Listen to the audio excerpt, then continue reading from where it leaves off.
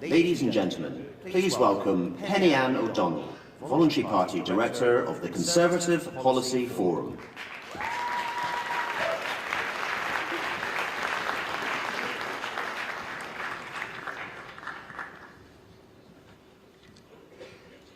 Well, good morning, conference. I'm Penny Ann O'Donnell, and I am thrilled to be the Voluntary Director for our Conservative Policy Forum, the CPF, the ideas engine at the beating heart of our voluntary party, with direct links to government. I'd like to take this opportunity to thank the Prime Minister and our party chairman for actively engaging with the CPF in response to our consultations. Many members' ideas are now in legislation. We are excited to be working closely with CCHQ on a number of specific projects around voter engagement, because our members feel strongly about being listened to, most especially on the development of strong Conservative policies. We know that by engaging in initiatives such as the CPF, we can turn that ambition into reality. And as we look to a general election, CPF is key, because in 2019 we were responsible for 4 out of 7 of the winning manifesto ideas, and 7 out of 8 CPF members actively campaign. And our largest consultations are always those on ideas for the next manifesto. And thank you to our incredible membership for the time and commitment they spend in sharing their vision through policy ideas for our fantastic party. And people are keen to engage. Now, our membership has increased by 2,500 in the past 12 months to over 11,000, and our number of active CPF association groups has tripled. And that's because we at CPF are listening. We are listening to the need to campaign with our Winning Wednesdays and Connect Calling. We are listening to the voices of our rural communities through our barnstorming initiative where we heard. And we are listening to our youth vote, with our ambition for a Conservative Policy Forum youth ambassador within each region, and joint initiatives with the Young Conservatives and Young Conservative Women. Now, all of you are members of CPF through your party membership, but become an active member today by signing up to our website and joining us on this exciting journey of generating ideas and policies which will positively impact and change lives. Now, on to our speakers for this session. The Right Honourable Claire Coutinho, MP, Secretary of State for Energy Security and Net Zero. The government has cut emissions faster than any other major economy. And we have some of the most ambitious targets in the world, and we've exceeded our own tough targets, the only major economy to do so. But we must ensure that we take our own people with us. And as the Prime Minister set out last week, Conservatives are delivering practical solutions to ensure we have secure, cheap energy, reducing bills and protecting the environment, whilst understanding the challenges of hard-working families that they are facing. And then following Claire, we have the Right Honourable Mark Harper, MP, Secretary of State for Transport. And Mark's forward-looking vision just this last month saw a path for net zero emission vehicles by 2035, £80 million of funding to improve and protect bus services, allowing local authorities the ability to make the changes their local community needs, and our Clean Maritime Day package to make green shipping a reality and level up coastal communities. And lastly, we'll be joined by our Secretary of State for Culture, Media and Sport, the Right Honourable Lucy Fraser, KC MP. Lucy is in charge of the sectors that give our country a sense of pride and place. Our amazing sports, our world-class creative industries, but also our national heritage. A barrister by trade, in government, Lucy has been a real champion for young people and for turbocharging long-term growth and creative industries. So, conference, please welcome to the stage Claire Coutinho.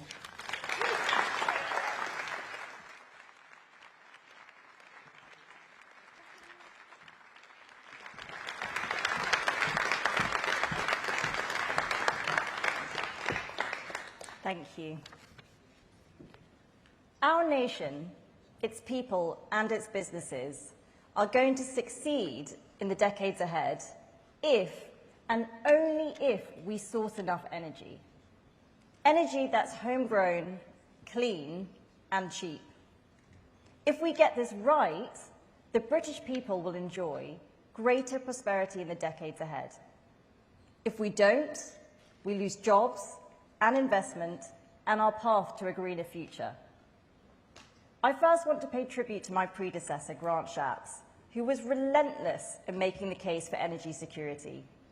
He rightly said that we cannot be at the mercy of tyrants like Vladimir Putin, who seek to weaponize oil and gas against us.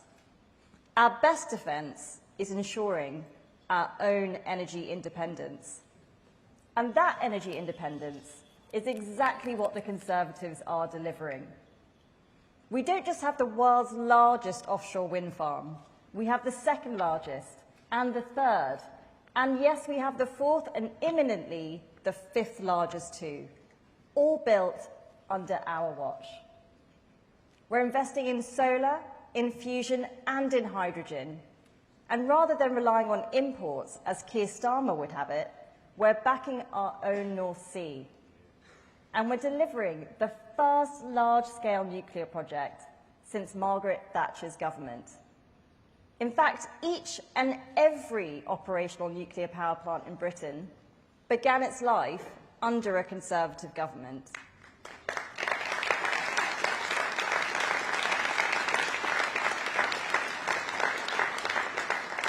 And we've done this all whilst meeting our climate change ambitions and growing the economy.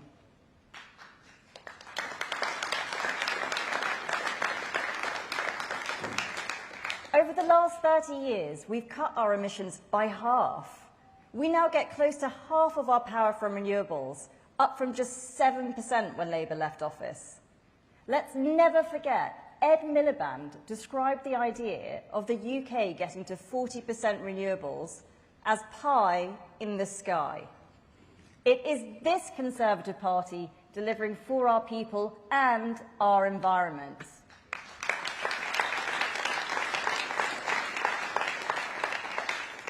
Our leadership is also bringing wealth to our economy and to British workers.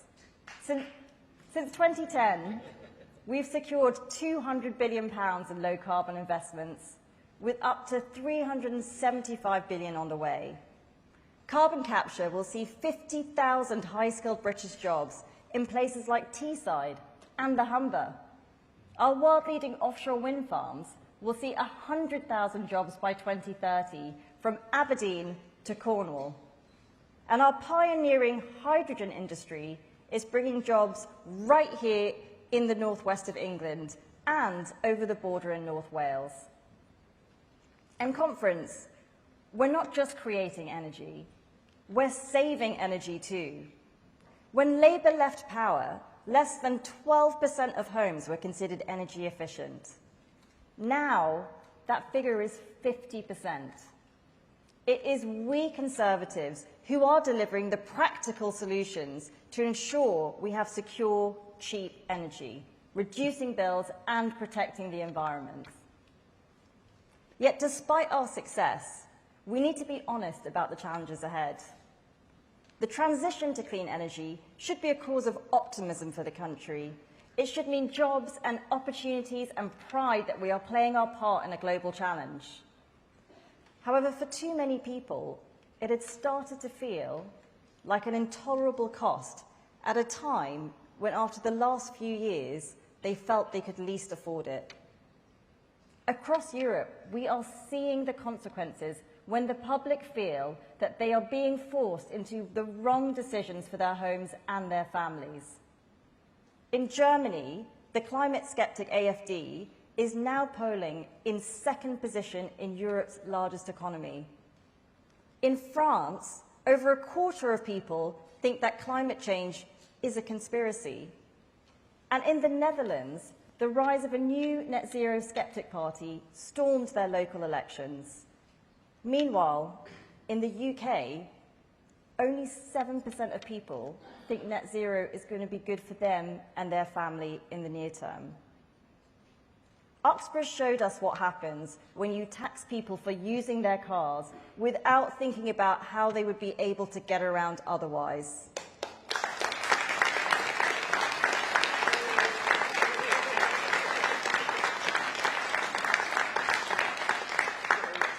Conference, I've worked with families running on a tight budget. I know the difference £12.50 Labour's ULEZ tax can make to people whose finances are stretched. If we are to succeed, net zero can't be something that's done to people by a privileged elite. We cannot force people to make the wrong decisions for their families, and it's immoral to put forward policies that will impoverish people here when emissions are rising abroad.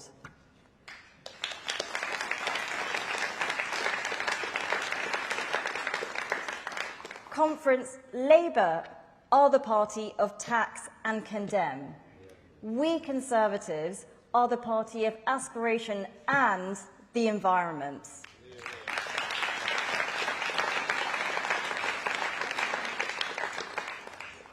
And we should be clear.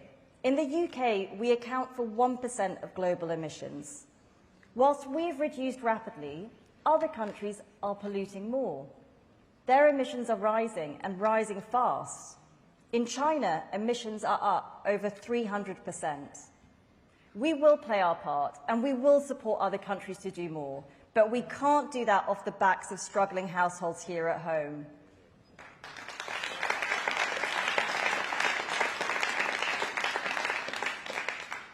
However, the likes of Just Stop Oil and Extinction Rebellion, funded by the same people who fund Labour, do not get it. For them, net zero has become a religion. For us, it's a practical mission to be achieved. They want to force people to behave a certain way or face punitive taxes. And more than that, they show sheer condescension about people's normal way of life. Do you eat meat? How dare you? You're flying away for a week in the sun? How selfish.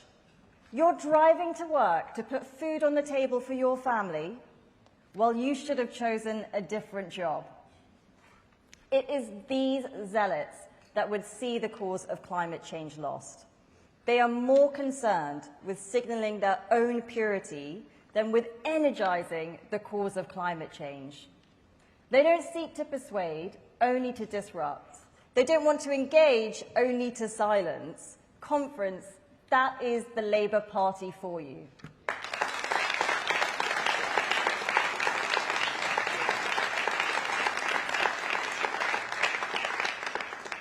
And what do we see?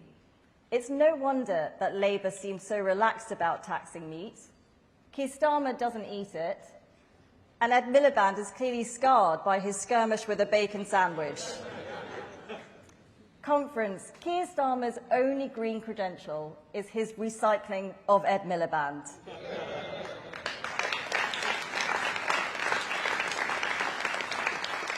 A man who has already been binned off once before the great British public, a man who's working in lockstep with Just Stop Oil, and a man who's clearly radicalised Keir Starmer. Labour's hated ULEZ expansion. Their plans to borrow £28 billion a year, which would drive up inflation, to take us much further and faster than any other country, no matter the cost to ordinary people. Their plans are toxic and would collapse popular support for net zero. Simply put, it is not the climate change deniers who threaten net zero. It is Keir Starmer's Labour Party.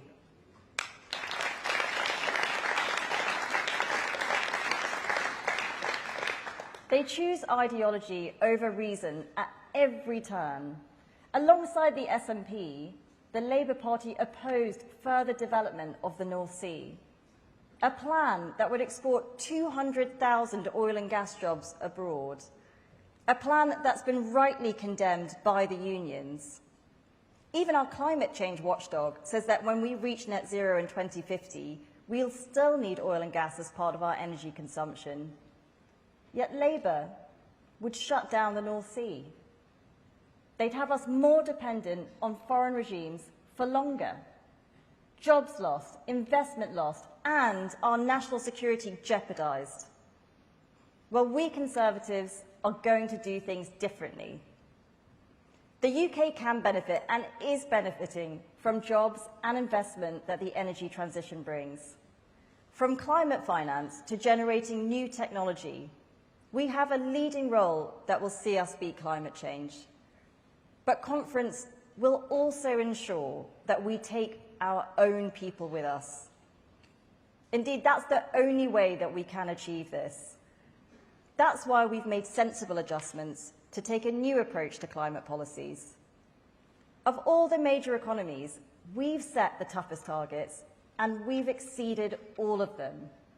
We're raising our ambitions on clean energy and innovation, but we're making it financially easier for people to change their boilers.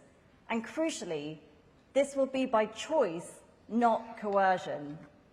Gone are bans for those in rural communities for whom there is no realistic alternative for their boiler. And for those who can convert, we're increasing the grant for cleaner heating to one of the most generous schemes in Europe. We're also moving to a phase-out of petrol and diesel engines, which is in line with France, Germany, Spain, Italy, Canada, and California. Our carbon emissions will continue to fall, but people will be able to make the transition when the price is right for them.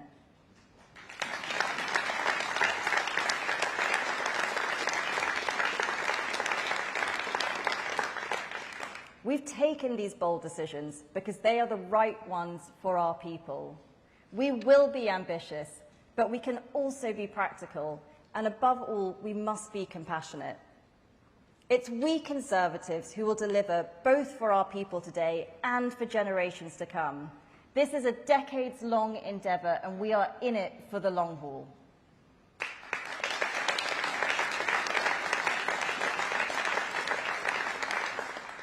As part of this long-term strategy, one that focuses on energy security, lower bills and decarbonisation, I'm today announcing the next phase of our new practical approach. Firstly, we are boosting our long-term resilience and will set out our nuclear roadmap this autumn. A crucial element of this will be how we deploy the exciting new technology of small modular nuclear reactors. I'm therefore pleased to announce today the 6 companies we have shortlisted to build these reactors. Rolls-Royce, an iconic British company who've been powering our nuclear submarines for 70 years, a company founded by the genius of our Union of Nations, formed by the Welshman Charles Rolls and the English apprentice Henry Royce, who formed a partnership right here in the Midland Hotel in Manchester 120 years ago.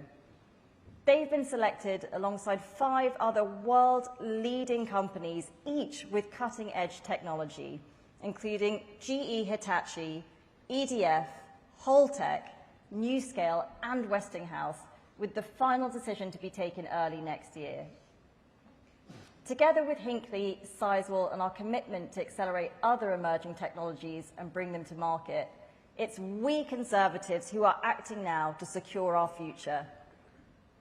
Now, our quest to tackle climate change means taking people with us.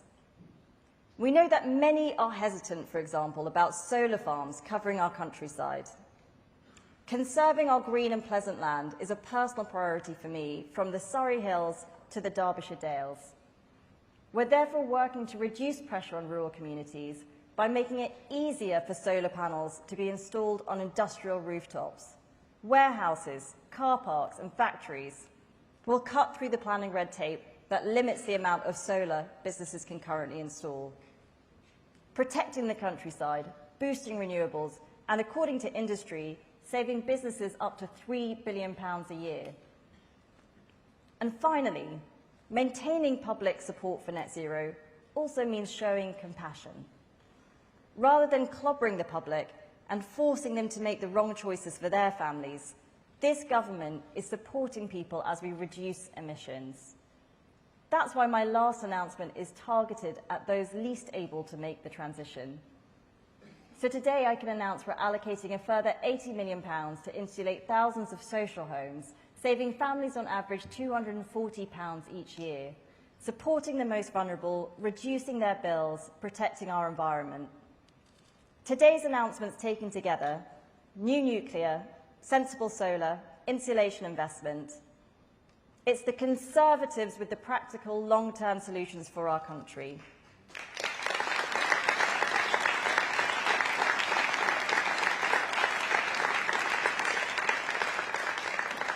And the contrast with Labour could not be starker. Their approach concerns me because it risks public support in the very endeavour they claim to champion. And it also imperils our mission as Conservatives. I'm a Conservative because I believe that we are custodians of the things that we cherish. We must deliver abundant, cheap energy so that the next generation can benefit like we did. We must preserve and protect the environment for those yet to be born. Since Mrs. Thatcher stood up at the United Nations in 1989, it's been this country that's reduced emissions faster than any of our competitors. I believe that if we place ourselves at the forefront of the latest energy revolution, we'll reap the rewards just as we did in the Industrial Revolution 200 years ago. We will be ambitious, we will be innovative, and we will be pragmatic. These are, after all, the attributes that the world associates with Britain. So let's take the fight to short-term Starmer. Let's not allow Labour to play politics with our energy security, for it's only the Conservatives who can save our environment, grow our economy, and secure our children's future. Thank you.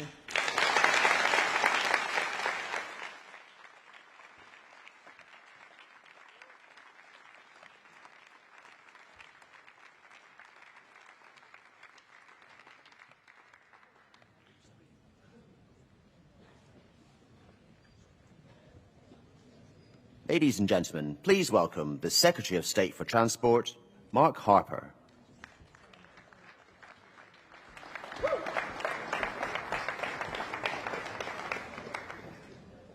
Conference, thank you. It's great to be with you in Manchester, and as Transport Secretary I'm supported by a great ministerial team who join us today.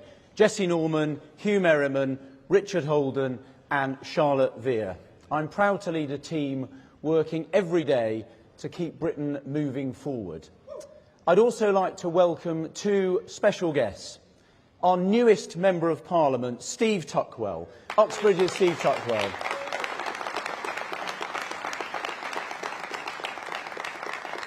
Steve's campaign to stop Labour inspired us all. And also joining us, Susan Hall, the Conservative candidate for Mayor of London, the only person who can defeat Sadiq Khan, cancel his ULEZ expansion and turn London blue again. Susan, you're very welcome.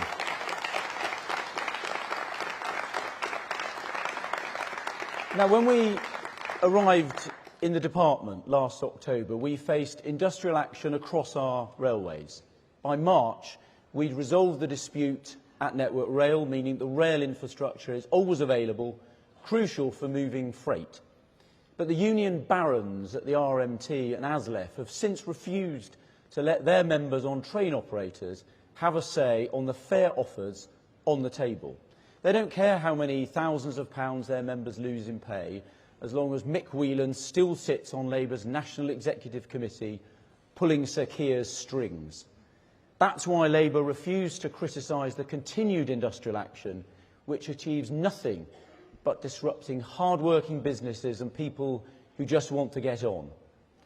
They take money from the pockets of ordinary people who could never dream of a train driver's wage. The union barons seek to inconvenience people, but all they do is risk resentment towards rail workers, and they put their own industry at risk. Now, make no mistake, Conference, I'm proud of what we Conservatives have done to support our railways. We've invested over £100 billion to transform services, with millions of passengers across the country travelling on new trains on upgraded tracks. In 13 years, Labour electrified just 63 miles of railway track. We've delivered over 1,200 miles. The choice is clear: Labour-backed strikes or Conservative investment.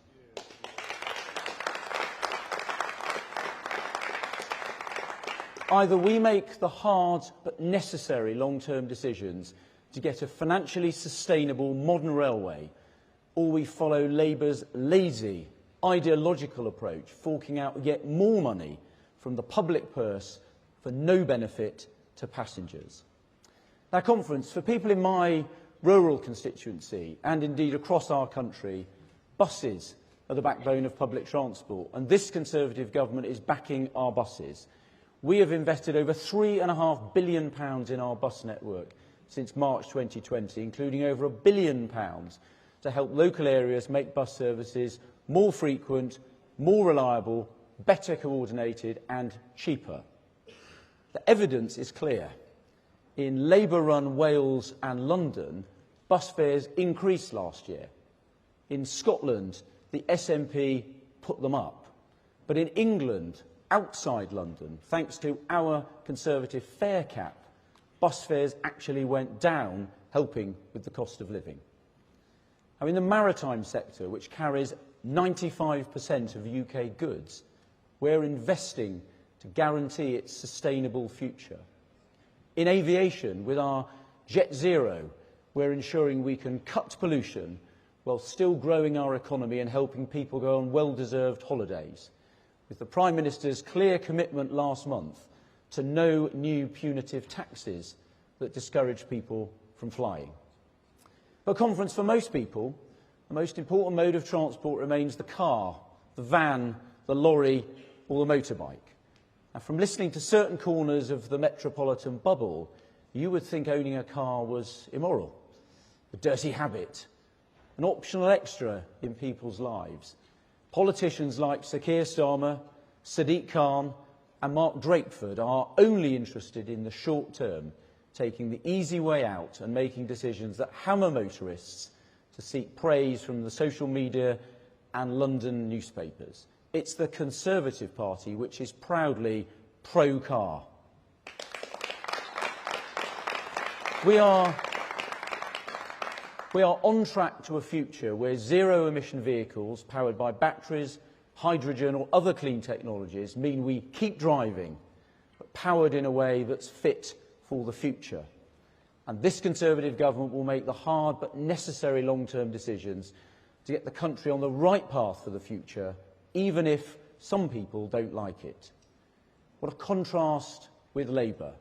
In London, Sadiq Khan's ULEZ expansion is a Labour tax on the poorest drivers. And conference, he wants to go further. His plans for road pricing would see every driver pay per mile driven, no matter how clean their car is. And in Labour-run Wales, Sir Keir Starmer's blueprint for Labour, there are blanket 20-mile-an-hour speed limits, an ideological ban on road building, and plans to charge people to drive on the M4. And just last week, they let slip their plans for road charging across Wales. And it isn't just in Wales or in London. Right across our country, there is a Labour-backed movement to make cars harder to use, to make driving more expensive, and to remove your freedom to get from A to B how you want. Conference, it's time for Conservatives to act. And today I'm proud to announce a comprehensive plan to back drivers.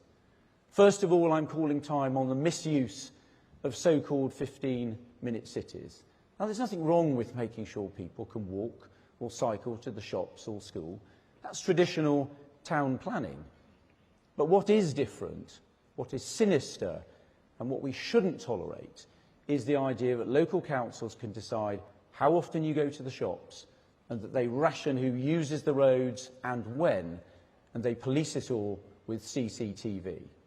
So today, I am announcing that the government will investigate what options we have in our toolbox to restrict overzealous use of traffic management measures, including cutting off councils from the DVLA database if they don't follow the rules.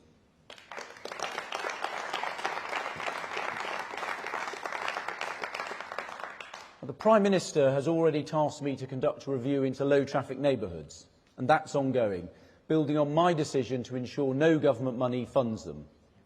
It can't be right that these schemes are imposed without proper local consent. So we will change the guidance to ensure that councils properly listen to what local people say. But conference will go further. 20-mile-an-hour zones are a good way to protect schools for quiet residential streets or areas that are becoming rat runs. But for some councils, and indeed for some countries, Yet another way to punish drivers as blanket measures. The evidence is clear. This makes little difference, may actually increase pollution and risks motorists ignoring 20-mile-an-hour zones where they are needed. So we will change the Department for Transport's guidance requiring councils to only use 20-mile-an-hour zones where there's a good reason, and underlining that 30 miles per hour is the default speed limit on urban roads.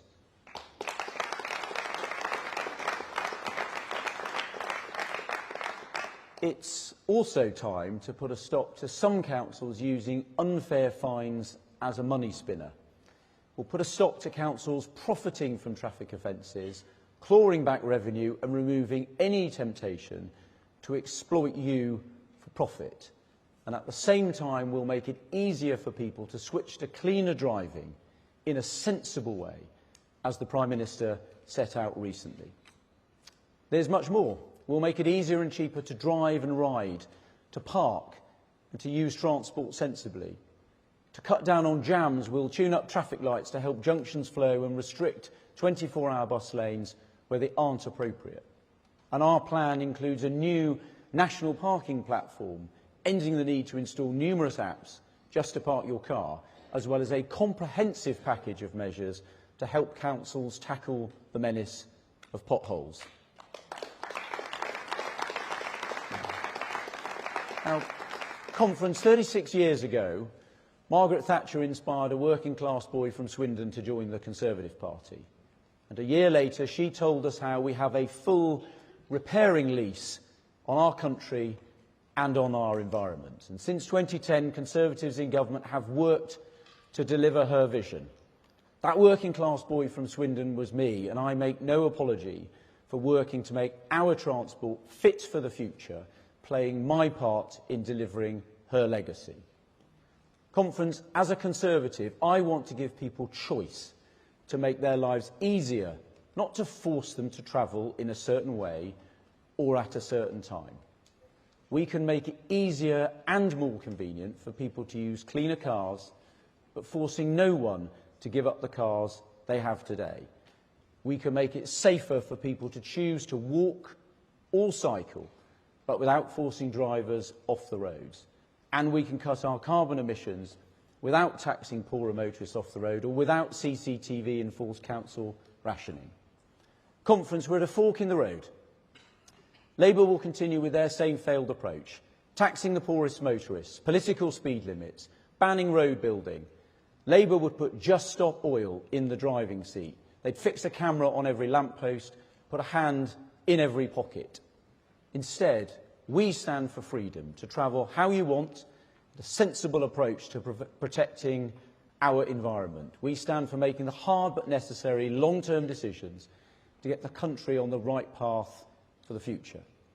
The choice is clear. We've got a long-term plan to back drivers. Labour has a long-term plan to tax drivers. We're on the side of hard-working people. Labour wants to drive them off the roads altogether. We will take the difficult decisions to put our country on the road to the future. Labour will condemn us to the slow lane. That is why I back Susan Hall in London, Andy Street in the West Midlands, Ben Houchen in the Tees Valley, and our fantastic Prime Minister Rishi Sunak to lead us into the next election and to win. Conference, thank you very much indeed.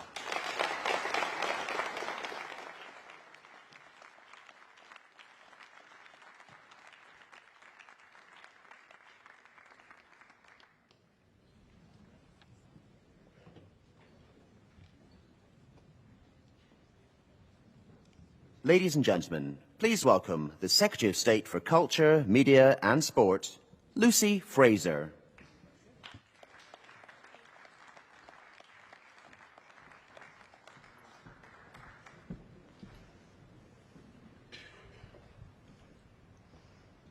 Conference, it's fantastic to be with you here today in Manchester, the home of Media City, Oasis, the Stone Roses, Take That, United and City.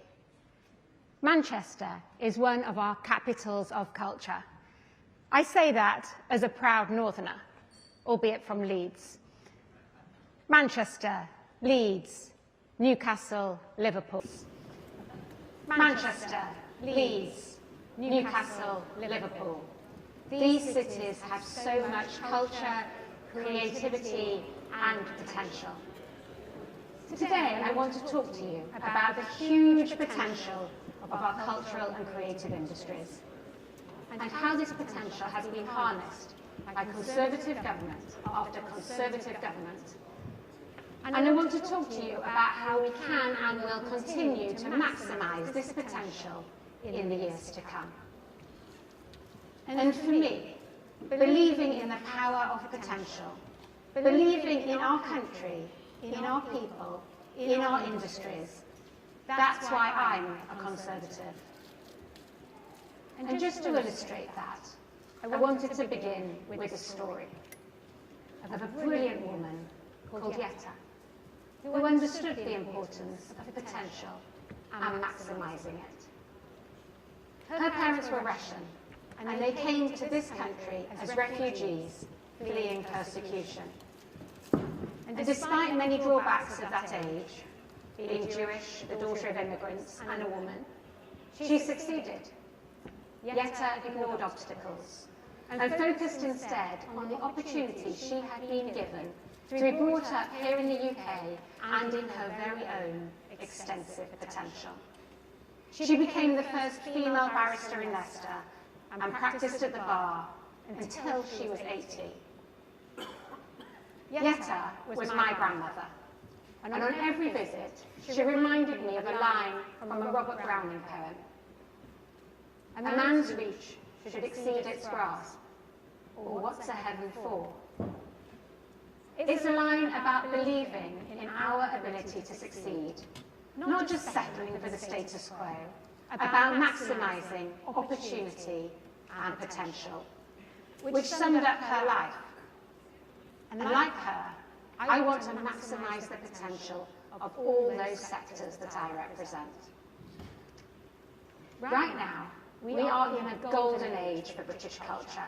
We unambiguously dominate in all forms of our creative industries globally. In television, UK programmes are being exported across the world. We've had 74 British Oscar winners since 2010. Musically, Adele, Ed Sheeran and Harry Styles continue to dominate the global charts. Last month, an executive at Warner Brothers told me that when he meets others from the industry abroad, they say, how do we be more like the UK? Football is a major global export. I challenge any of you in this room to tell me that on your holidays abroad, you haven't met a waiter, a taxi driver, or a tourist on a beach who hasn't shared their support for an English team. And it's not always united. Last holiday, I met someone who supported Grimsby Town. Conference, this success is no accident. It's the result of the hard work and ingenuity of our creative industries and the talent of many impressive individuals. It's also the result of consecutive Conservative governments who have recognised this potential. Since 2012, we have supported the success of these industries with tax reliefs across the board, from film to animation to video games to theatre. These tax reliefs have helped to attract significant global investment into the UK. And when times were really hard, we stepped up. During COVID, a cultural recovery fund, £1.57 billion, which supported nearly 220,000 jobs and 5,000 organisations and protected our cultural heritage and creative industries. Our film and TV Restart scheme supported over 1,000 productions, over 100,000 roles for cast and crew, and over £3 billion of production expenditure. We know that this cumulative support has driven success. high-end television saw a total production spend in the UK of £4.3 billion in 2022, up from just £390 million in 2013, the year the tax relief was introduced. That's a tenfold increase. Jobs that would not have been filled, stories not told, creativity taken elsewhere without that Conservative support. But the conference, we can't rest on our laurels. Our mission as a government is to grow the economy, creating better jobs and opportunity right across the country. We are making the necessary long-term decisions to get the country on the right path for the future. The creative industries are one of the 5 high-growth tax sectors that we're targeting. And we have set lofty ambitions. Growing the creative industries by an extra £50 billion, creating 1 million extra jobs all over the country, and delivering a creative careers promise that builds a pipeline of talent, all by 2030. And we have a plan to deliver this. The Creative Industries Sector Vision, published in June, backed by an initial £77 million of funding, which we expect to bring in £250 million of private investment, with further support coming down the track. And we will ensure that young people who want a career in the creative or cultural industries can develop the necessary skills. And conference, this simply would not have happened under Labour. They are always focused on the short term. They talk the talk, but they never deliver. They talk about supporting creativity, but let's look at their actions when they've actually had an opportunity to deliver. They talk about growth, but Labour voted against the introduction of every single one of our creative industries tax reliefs. They talk about creativity in education, but it was a Labour Education Secretary, David Blunkett, who slimmed down the statutory curriculum for creative education and told teachers to teach fewer arts subjects. Today, we only need to look to Wales to see what would happen if Keir Starmer got into power. Cutting spending to the arts despite receiving the largest settlement from the UK government in the history of devolution. Conference, for me, ensuring that we maximise the potential of our creative industries is critical. Because this is maximising our opportunities for the future. Creativity in our schools, jobs for everyone, culture in our towns and cities. But whilst our potential is important, so is our past. Our history, our culture, and our heritage. In recent years, the very essence of our history and the values that attach to this have come under threat. There are some that want to cancel, those who seek to erase our history, shut down a view they disagree with rather than argue against it. Those who would apply a two-dimensional filter of moralist outrage on actions or statements rather than understanding the nuance of language or the context of history.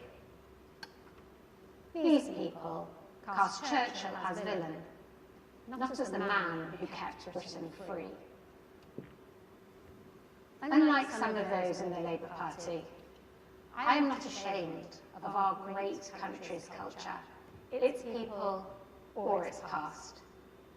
I do not want to bring down our statues or our monuments. I believe in the British people.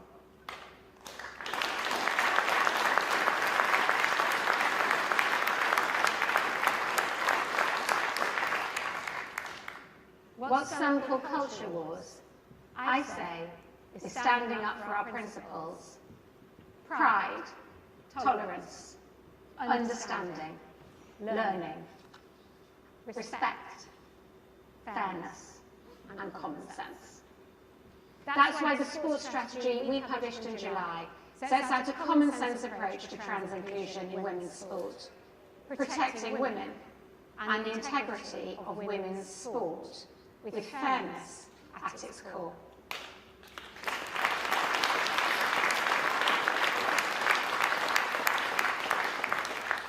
That's why this week I wrote about my opposition to publishers sanitising books for not erasing our history. And it's why I will shortly be publishing new guidance on retain and explain for statues, so that rather than tearing down our history, we can understand it.